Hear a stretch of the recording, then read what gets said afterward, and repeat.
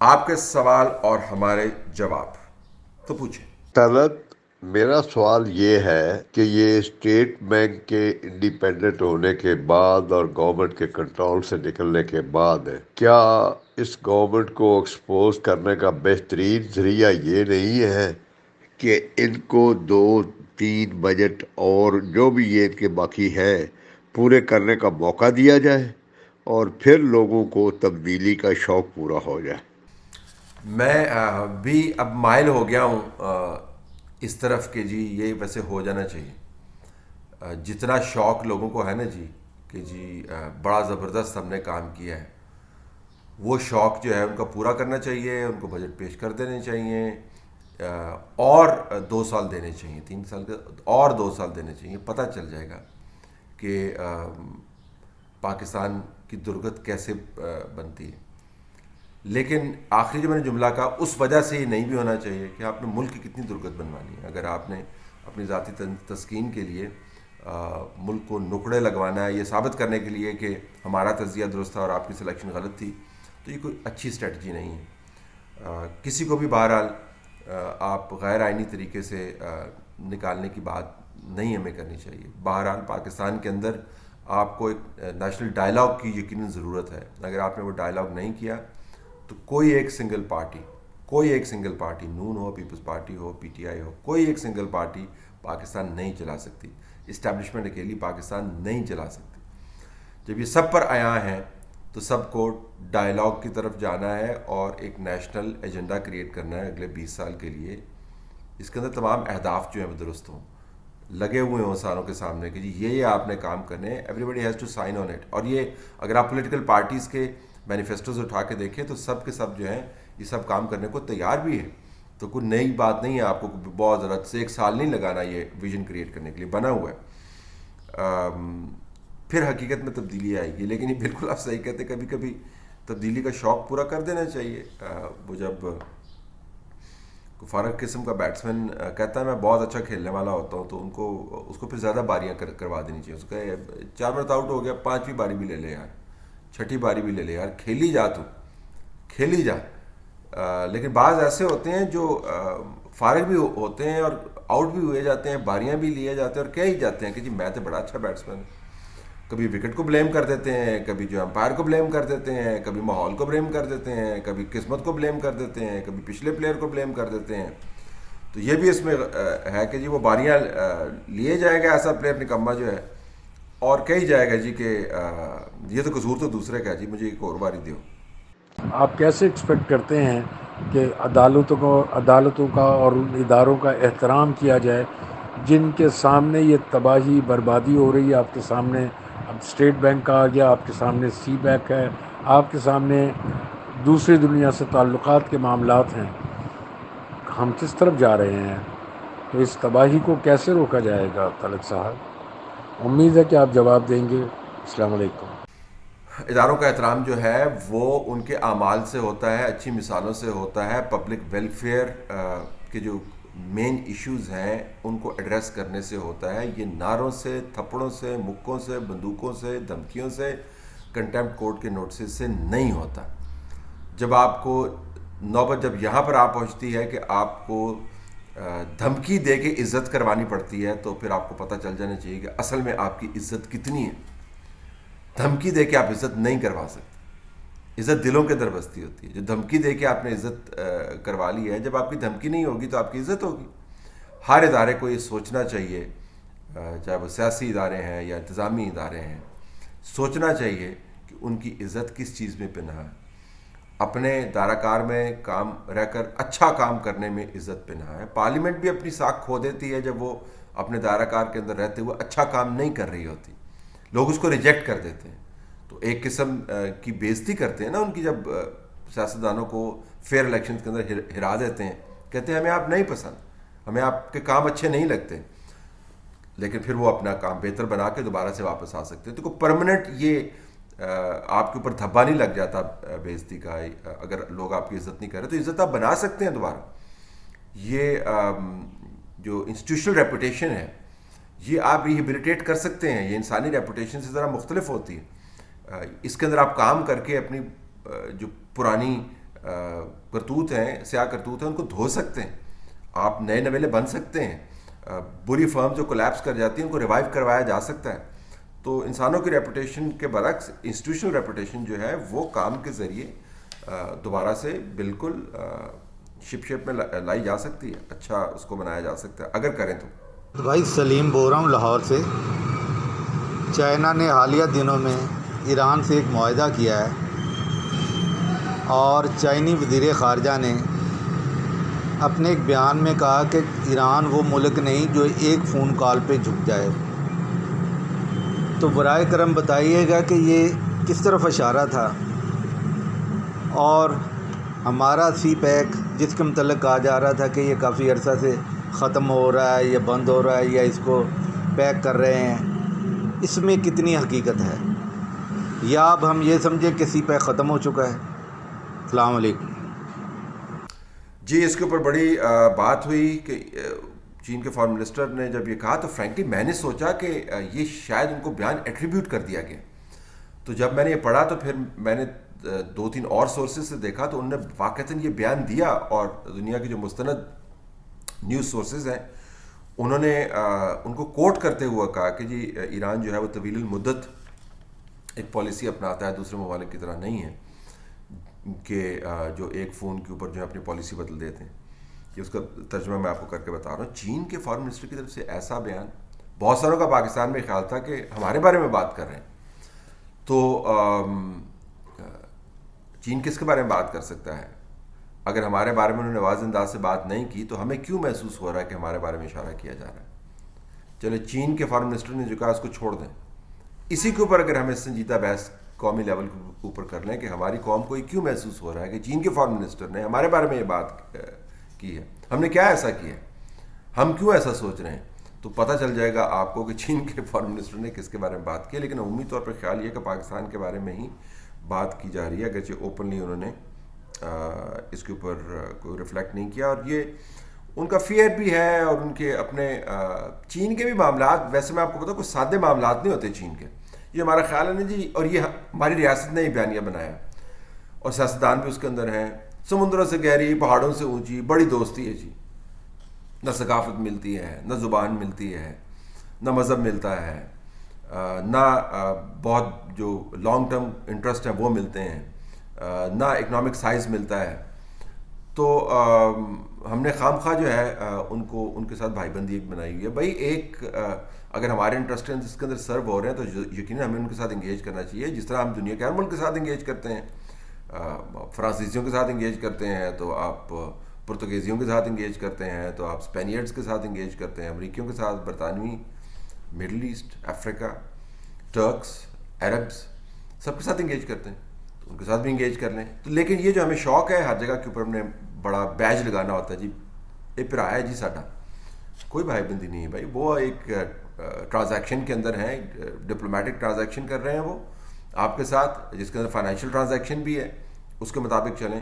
پھر یہ دوسرا سوال ہوگا کہ پھر ہمیں اتنا پریشان ہونے کی کیوں ضرورت ہے کہ فارن منسٹر نے یہ بات کی. اس وجہ سے پریشان ہونے کی ضرورت ہے کہ سی پیک کے بارے میں ہم کہتے آ رہے ہیں کہ ہمارے فائدے میں، اگر ایک ایسا منصوبہ جو ہمارے اپنے بیانیے کے مطابق فائدے میں ہے تعطل کا شکار ہوتا ہے یا اس کے اندر خلل پڑتا ہے اور منصوبے کا دوسرا پارٹنر اس کے اوپر اعتراض اٹھا رہا ہے، تو پھر ہمیں یہ سوچنا چاہیے کہ کیا واقعتاً یہ منصوبہ ہم نے اپنے لیے بنایا ہے، ان کے لیے بنایا ہے. اور اگر یہ ہمارے فائدے میں نہیں ہے تو آپ سلولی وڈرا بھی کر سکتے ہیں، لیکن طریقے کے ساتھ آپ کو کرنا چاہیے. ایسا نہیں ہو نہیں رہا، لیکن میں ویسے بتا رہا ہوں کہ اگر اسیسمنٹ ہماری یہ ہے تو. لیکن اس کو بھی پورا کرنا اور اس کو بھی پورا کرنا، یہ کھیل جو ہے نا، یہ سفارتی کھیل درست نہیں ہے، جو پکڑ ہو جاتی ہے کبھی نہ کبھی. تو یہ چین کے ایشوز ہیں، اس میں کوئی شک نہیں. دلت بھائی میں تھوڑے نال گل کرنی ਸੀ سر. ਜਿਹੜਾ ਅੱਜ ਕੱਲ੍ਹ ਮੀਡੀਆ ਦੇ ਉੱਤੇ ਝੂਠ ਹੀ ਝੂਠ ਸੁਣਾਇਆ ਜਾਂਦਾ ਹੈ, ਹਰ ਬੰਦੇ ਦੀ ਇੱਜ਼ਤ ਨਫਸ ਨੂੰ ਮਜ਼ਬੂਤ ਕੀਤਾ ਜਾਂਦਾ ਹੈ, ਨਹੀਂ ਅਹਿਸਾਸ ਕੀਤਾ ਜਾਂਦਾ ਕਿ ਇਸ ਝੂਠ ਦੇ ਨਾਲ ਅਗਲੇ ਨੂੰ ਕੀ ਪ੍ਰੋਬਲਮ ਹੋਏਗੀ. ਕੋਈ ਗੱਲ ਨਹੀਂ ਹੈ, ਇਸ ਤਰ੍ਹਾਂ ਝੂਠ ਬੋਲ ਜਾਂਦੇ ਨੇ ਜਿਸ ਤਰ੍ਹਾਂ ਸੱਚ ਲੱਗੇ. ਇਹ ਕੁਝ ਦੇਰ ਤੋਂ ਸ਼ੁਰੂ ਹੋ ਰਿਹਾ. تو سر ਇਹਦੇ ਬਾਰੇ ਤੁਸੀਂ ਕਹਿ ਸਕਦੇ ਹੋ ਕਿ ਉਹ ਇਨਸਾਨ ਜਿਹਦੇ ਉੱਤੇ ਝੂਠ ਬੋਲਿਆ ਜਾਂਦਾ ਹੈ ਉਹ ਅਦਾਲਤ 'ਚ ਜਾਏ ਉਹਨੂੰ ਇਨਸਾਫ ਮਿਲ ਸਕਦਾ ਹੈ? ذرا روشنی پاؤں ہزار کا سوال دیتے ہیں. دیکھیں سارے میڈیا کے اندر تو خیر جھوٹ نہیں سنایا جاتا, بہت اچھے لوگ کام بھی کر رہے ہیں, یہ مجھے کوالیفائی کرنا ہوگا, لیکن یہ ضرور ایک تاثر ابھر رہا ہے کہ اس کے اندر سچ اور جھوٹ کی تمیز جو ہے وہ ختم کر دی گئی ہے. میں جتنے بھی حقائق آپ کے سامنے رکھوں, جتنے بھی سورسز آپ کے سامنے رکھوں, میں رپورٹس کو کوٹ کرتا ہوں, میں تاریخ کو کوٹ کرتا ہوں, میں کوشش کرتا ہوں کہ میرا جو تجزیہ ہے چاہے آپ کو پسند ہو یا نہ ہو, اس تجزیے کے اندر حقائق پر مبنی بات کی جائے. اگر غلطی ہو جاتی ہے تو بتا دیتے ہیں کہ غلطی ہو گئی ہے, ہمیں غلط فہمی ہوئی تھی, حقیقت نہیں ہے, یہ ایسے ہے. اس کے باوجود جو ہے جو برابر میں لوگ بیٹھے ہوئے ہوتے ہیں, جو بات کر رہے ہوتے ہیں, وہ چھکے پہ چھکے مارے جا رہے ہیں, کوئی بیس ہی نہیں ہے ان کی. کبھی کوئی خوشخبریاں سنا رہا ہوتا ہے, کبھی چاند گاڑی بنا رہا ہوتا ہے, کبھی جو ہے پاکستان کی سمت جو ہے آسمان کی طرف کر رہا ہوتا ہے, کبھی انڈیا کو تباہی کا شکار کر رہا ہوتا ہے, پتہ نہیں کیا کر رہے ہوتے ہیں, کوئی تحقیق شکیق نہیں ہوتی اس کی. تو لوگ کہتے ہیں جی ان کی بات پھر کیوں مختلف ہے آپ کے ساتھ. تو اگر جھوٹ اور سچ کی تمیز آپ ختم کر دیں گے تو پھر یہی ہوگا.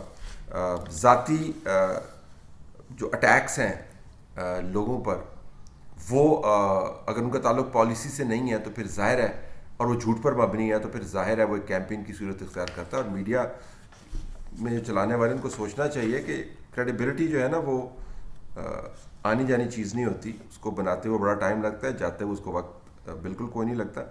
اور یہ بھی میں آپ کو بتا دوں کہ سب سے بڑے تجزیہ نگار لوگ خود ہوتے ہیں.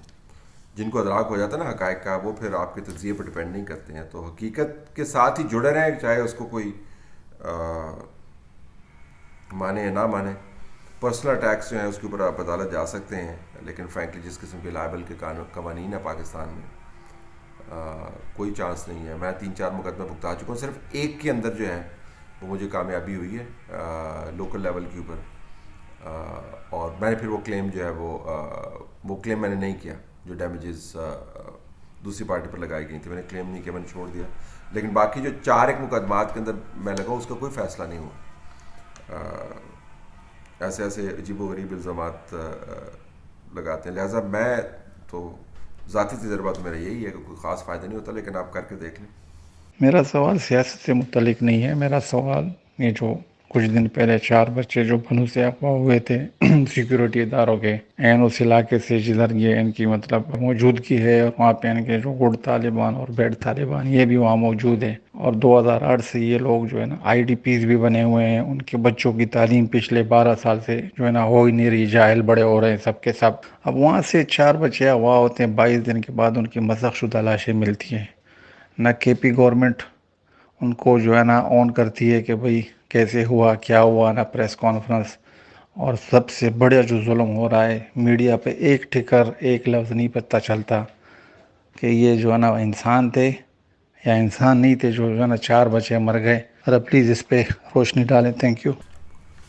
ویری انفارچونیٹ جی, یہ جو واقعات ایسے ہوتے ہیں جن ہم نے ان تمام علاقوں کو پالیسی کے مطابق انٹیگریٹ کرنے کی بات کی تھی کہ ہم نے اپنے ساتھ ان کو ضم کر لیا ہے, اور اب یہاں پر جو ہے نا وہ دودھ اور شہد کی نہریں بہیں گی. اور بعض صاحبان تو ہمیں بتاتے ہوتے تھے کہ پیرس بن جائے گا, کوئی کہتے سوئٹزرلینڈ بن جائے گا, کوئی یہاں سے کبھی جو ہے وہ زیتون کے ذریعے دنیا کو حیران کرنے کی کوشش کرتے ہیں, کبھی یہاں سے شہد ایکسپورٹ کرنے کی بات کرتے ہیں, کبھی یہاں کے جو معدنی جو ذخیرے ہیں, خزانے جن کو یہ کہتے ہیں, ان کو ایکسپورٹ کرنے کی بات کرتے ہیں, کبھی بتاتے ہیں جی کہ یہاں سے بڑی ٹریڈ ہوگی. لیکن علاقوں کی حالت یہ ہے کہ چپے چپے کے اوپر لالسنس آپ کو نظر آتی یہ, اور یہ میں اپنی بات نہیں کر رہا ہوں, یہ جو بیان ہے میرا یہ معلوماتی بیان ہے. کل ہی مجھے کو بتا رہا تھا کہ آپ دہشت گردی اور لالسنس کی تو بات کریں ہی نہیں, یہ علاقے ہولو ہو چکے ہیں, لفظ استعمال ہوتا ہے ہولو ہو چکے ہیں. میں یہ سوچتا ہوں کہ یا اللہ یہ ہولو کس طریقے سے ہو گئے ہیں, ان کو تو ہم نے بڑا امید سے بھر دینا تھا. تھوڑی بپتا کاٹی ہے یہاں کے لوگوں نے, اوپر سے میڈیا ہے سارا جو ہے وہ بیسڈ ہے اربن ایریاز, اربن سینٹرز میں. ان کو بس یہی پڑا رہتا ہے کہ جی مرکز کے اندر کیا ہو رہا ہے اور صوبے کے مرکز کے اندر کیا ہو رہا ہے. تو مارجنز پہ جو کچھ ہو رہا ہے وہ بہت ہی تکلیف دہ اور خطرناک ہے, لیکن اس کے اوپر آپ صحیح کہہ رہے ہیں ٹکر بھی نہیں چلتا. حکومتوں کو اون کرنا چاہیے، لیکن کیا اون کریں حکومتوں کو؟ حکومتوں کی سمت ہی اور طرف ہے.